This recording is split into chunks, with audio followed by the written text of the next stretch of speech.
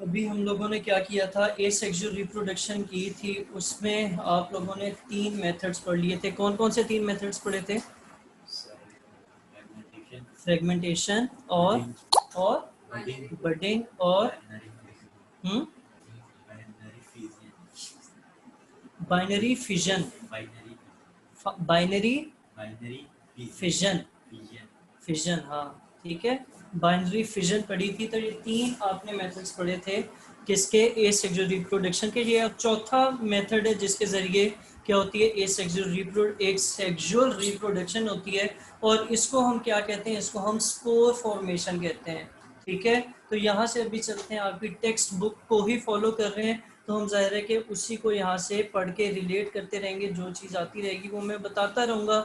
इसको अगर आपने इस फिनोमेना को देखना है तो ये ऐसे ही है कि जैसे फंगस लगती है, जैसे वो पुई लगती है, कि अगर आप लोग उसको गौर से देखें, जैसे आप लोगों ने देखा होगा कि अभी सर्दियाँ आएंगी, किन्नू आएंगे, उन किन्नू को अगर आप फ्रिज में रखेंगे और नमी होगी तो उसके ऊपर फंगस सी लगना शुरू हो जाती है। इसी तरह डबल रोटी जो है उसके ऊपर कई दफ़ा, खासतौर पे आजकल के सीज़न में बरसात में जो है वो ख़राब होना शुरू होती है, फंगस लग जाती है। तो उसमें जो रिप्रोडक्शन है, जो फंगस पहले नहीं होती फिर उगती है फिर बढ़ती रहती है, वो बेसिकली स्पोर फॉर्मेशन के ज़रिए हो रहा होता है। स्पोर फॉर्मेशन को हम क्या कहते हैं, इसको यहाँ से रीड कर लेते हैं कि ये सबसे ज़्यादा जो मोस्ट कॉमनली देखा गया है वो किस में देखा गया है, वो फंजाई में देखा गया है। जब, अच्छा ये होती कैसे है कि जब आपका राइजोपस या फंगस जो है वो एक रिप्रोडक्टिव एज में पहुंचता है, कि जब उसकी उम्र इतनी होती है कि वो रिप्रोडक्शन करे, तो इसके जो बॉडी सेल्स है वो एक मोटी वॉल बना देते हैं जिस चीज पे इसने उगना होता है, और उसके अंदर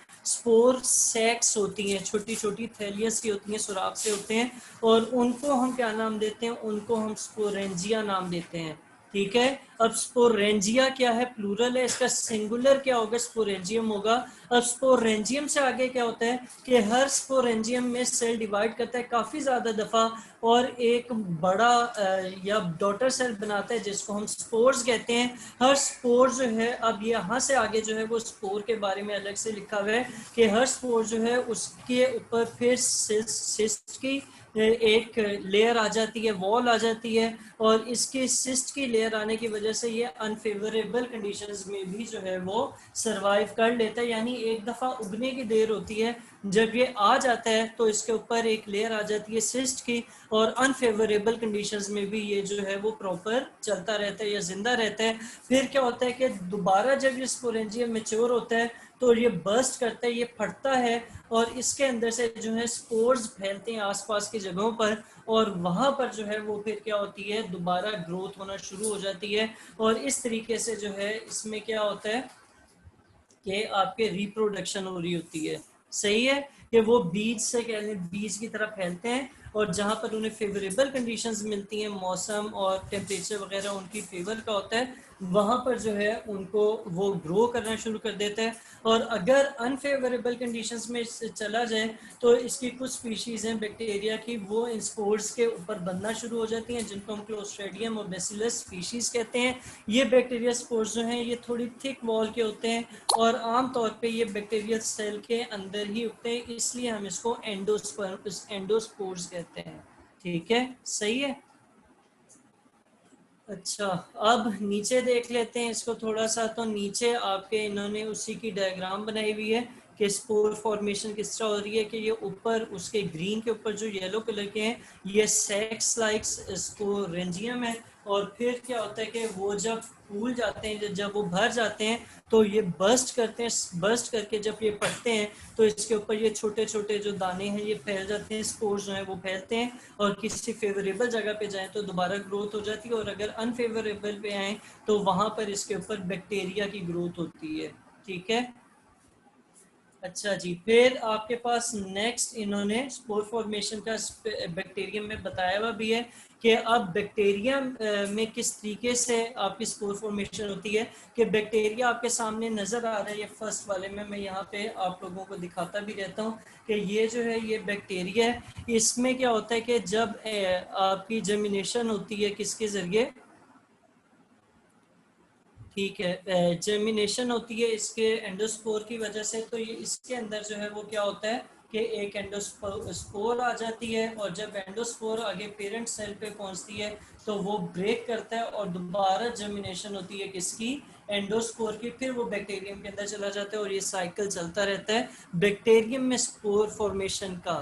ठीक है, तो ये आपका स्पोर फॉर्मेशन का टॉपिक भी हो जाता है। फिर आगे चलते हैं तो आपका पार्थेनोजेनेसिस है, ये फिफ्थ मेथड है ए सेक्सुअल रिप्रोडक्शन का। इसमें क्या होता है, इसमें ये होता है कि पहली बात तो ये पार्थेनोजेनेसिस जो है ये भी क्या है, ए सेक्सुअल रिप्रोडक्शन का ही पांचवा स्टेप है, या पांचवा मेथड है, स्टेप नहीं है, पांचवा मेथड है। इसमें ये होता है कि जब एक अनफर्टिलाइज्ड एग जो है वो डेवलप होके एक नया ऑफस्प्रिंग बनाए, तो हम कहते हैं कि ये इनका क्या हुआ है, पार्थेनोजेनेसिस हुआ है। अब ये होता किन में कि एग से डायरेक्ट ऑफस्प्रिंग कैसे बन जाता है, कुछ फिशेस हैं, कुछ मछलियां ऐसी हैं, कुछ फ्रॉग्स हैं और कुछ इंसेक्ट्स हैं जिनके अंदर रिप्रोडक्शन जो है वो पार्थेनोजेनेसिस की वजह से होती है। इसी तरह आप लोगों को पता होगा कि ये तंबूड़ियां जो होती हैं, जो शहद की मक्खियां होती हैं, इनका जो पूरी कॉलोनियल सिस्टम होता है उसमें जो राज करने वाली है वो क्या कहलाती है, मलिका कहलाती है। तो वो मलिका बेसिकली एक फीमेल हनी बी होती है, और वो क्या करती है कि जो छत्ता होता है उसके मुख्तलिफ जो छोटी छोटी डब्बियां बनी होती हैं उनमें जाके अंडे देती है। ठीक है, अब उसके लिए किसी क्वीन को, किंग की ज़रूरत नहीं है, वो अकेली जो है ये सारे काम कर रही होती है। और आसपास जो मक्खियाँ होती हैं वो पूरा एक उनका सिस्टम होता है कि एक आर्मी होती है उसकी, बाकायदा एक ऐसे होते हैं जो कि फूलों का रस चुन के लेके आते हैं, एक ऐसे होते हैं जो बिल्कुल कुछ नहीं करते, निकट्टू कहा जाता है उनको उर्दू में। तो वो बिल्कुल ही फारिग होते हैं, कुछ भी नहीं करते, सिर्फ खाते हैं और कुछ भी नहीं करते।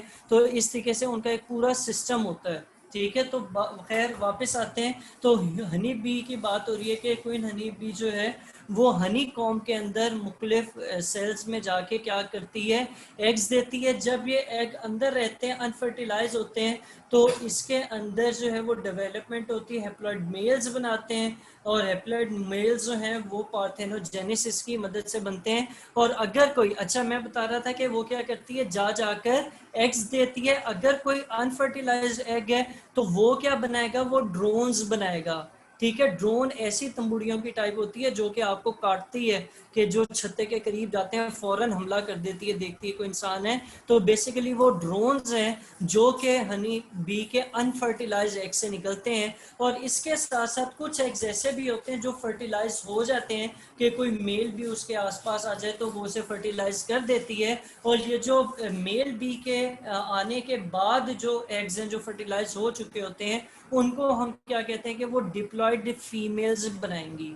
ठीक है, अब डिप्लॉयड फीमेल्स जो हैं वो क्या करती हैं, उन्हीं में से एक अगली नस्ल की क्वीन होती है, और उन्हीं में जो है वो वर्कर भी होती हैं, कि ऐसी होती हैं जो क्वीन तो नहीं बन सकी, लेकिन वो बाकी जो शहर बनाने का काम है और बाकी काम काज जो घर के काम काज हैं, छत्ते के जो काम काज हैं वो करती हैं, वहां पर उनका वर्कर बीज वाला रोल होता है। ठीक है, तो ये प्रोसेस जिसमें एग से डायरेक्ट अनफर्टिलाइज एग से जो है वो क्या बन जाए, नया ऑफस्प्रिंग बन जाए, उसको पार्थेनोजेनेसिस कहा जाता है।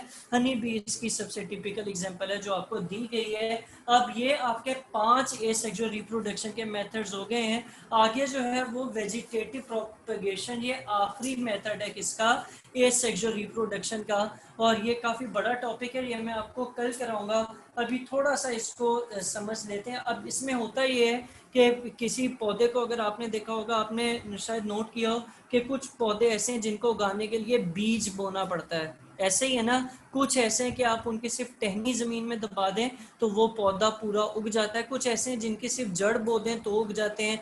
कुछ ऐसे हैं कि जो मेन दरख्त है उसके जब पत्ते गिरते हैं तो वो पत्तों से जो है वो पूरा पौधा उग जाता है। आसपास वही पौधे आपको नजर आएंगे, पहाड़ों में खासतौर पे ऐसा होता है कि जो बड़े पौधे होते हैं जब उनके आसपास देखें तो उसी जैसे और पौधे भी आ रहे होते हैं। तो उसमें एक तो पत्तों से भी ग्रोथ होती है, इसके अलावा कुछ पौधों में जैसे वो खिंगना कहते हैं मरी वाले उसको, चीड़ जिसमें वो चलगोजे होने चाहिए, जो बंदर तोड़ तोड़ के खाता भी, पाइन्स जिसे कहा जाता है, उसमें भी वो जब पाइन्स गिरते हैं ज़मीन पे, ज़मीन के अंदर दफन रहते हैं, तो उसके अंदर बीज होता है और वो बीज क्या करता है, ग्रो करके एक नया पौधा उगाता है। तो वेजिटेटिव प्रोपगेशन में इसी किस्म की एक क्या होगी, रिप्रोडक्शन होगी।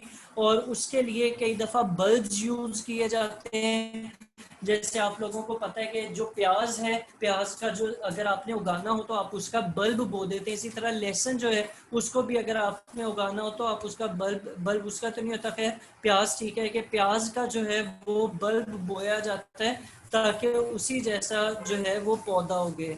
ठीक है, तो बल्ब के जरिए पौधा उगाना जो है वो भी वेजिटेटिव प्रोपगेशन में आएगा। वेजिटेटिव प्रोपगेशन में बेसिकली हम किसी भी प्लांट का कोई भी बॉडी पार्ट जो है उसके जरिए जो है वो एक नया पौधा हासिल करते हैं।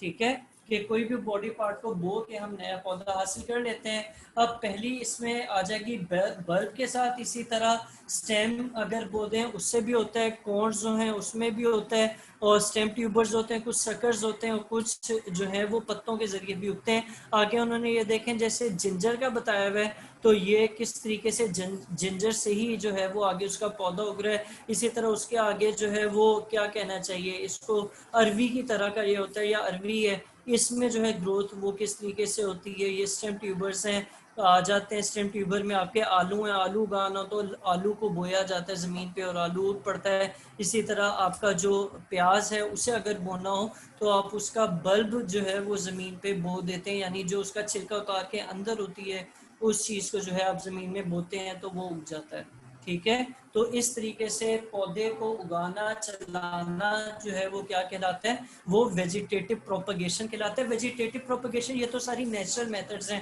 कि कुदरती उनकी ज़िंदगी का सिस्टम ऐसा है रिप्रोडक्शन का, लेकिन हम आर्टिफिशियली भी, यानी हम भी खुद भी वेजिटेटिव प्रोपगेशन करा सकते हैं। उसके लिए क्या किया जाता है, कटिंग की जाती है, इसके अलावा ग्राफ्टिंग की जाती है। ये सब चीज़ें क्या होती हैं ये मैं आपको डिटेल में बताऊंगा इंशाल्लाह। ये दो मेथड्स हैं ये आर्टिफिशियल प्रोपगेशन के, बल्कि थोड़ा सा आप लोगों को दिखा के बता भी देता हूँ कि जैसे आपको ये लेफ्ट साइड वाला पौधा नज़र आ रहा होगा, इसको क्या किया गया है कि इसकी एक टहनी काटी गई है और साथ किसी जगह पर इसको बो दिया गया, और कुछ अरसे के बाद ये पौधा प्रॉपर बन जाएगा।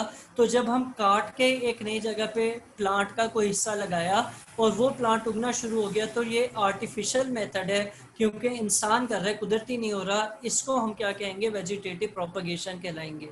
ठीक है, कहेंगे। और कई दफ़े ऐसा होता है कि एक दरख्त आपका उसका तना मजबूत होता है लेकिन वो फल अच्छा नहीं देता, तो आप क्या करते हैं कि उस दरख्त को तने से या उसकी टहनी को काटा जाता है और उसके अंदर किसी ऐसे पौधे की, ऐसे दरख्त की, आम पे ये काम किया जाता है, किन्नू पे किया जाता है, अमरूद पे किया जाता है, फलों के पौधों के साथ ये काम अक्सर देखा गया है। और ऊपर अगर आप लोगों को याद हो तो ऊपर एक पौधा था हमारे पास जिसके ऊपर मुख्तलिफ रंग के फूल खिलते थे।